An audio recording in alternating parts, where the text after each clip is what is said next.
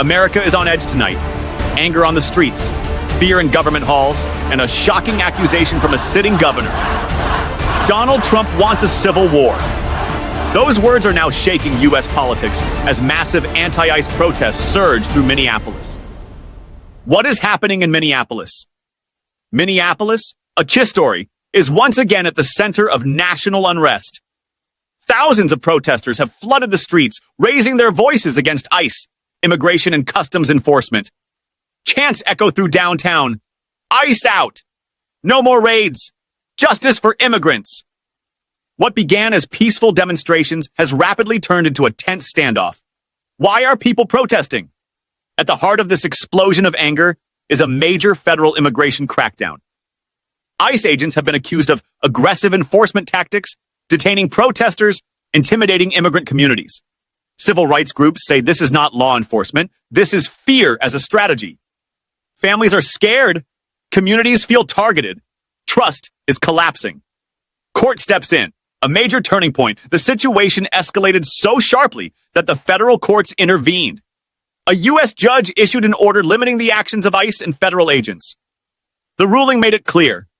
Peaceful protesters cannot be detained arbitrarily. Excessive force is not allowed. Constitutional rights must be respected. This decision sent shockwaves through Washington. Gavin Newsom erupts. That's when California Governor Gavin Newsom stepped forward, furious. His message was explosive. He accused the Trump administration of deliberately inflaming tensions, saying, "This is about power, this is about division, this is about pushing the country toward internal conflict." Then came the line that went viral across America. Trump wants civil war. What does it mean? Newsom's accusation wasn't random. He pointed to Trump's aggressive rhetoric, threats toward Democratic-led states, and warnings about using the Insurrection Act. The Insurrection Act allows a president to deploy the military inside the United States. For many Americans, that crossed a dangerous line. That is why the phrase civil war entered the conversation. The White House pushed back hard. Officials say federal agents are under attack, immigration law must be enforced, states are refusing to cooperate. Trump allies argue this is about law and order, not politics. They say the president is doing what others won't. State versus federal government, open conflict. This crisis is now bigger than protests. It has become a direct clash between state governments and Washington.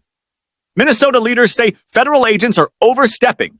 Communities are being terrorized. The federal government says states are protecting lawbreakers and undermining national security. America appears split down the middle. The mood on the streets. On the ground in Minneapolis, the message from protesters is clear. Students, workers, immigrant families, activists, all saying the same thing. We will not live in fear. Police lines remain tight.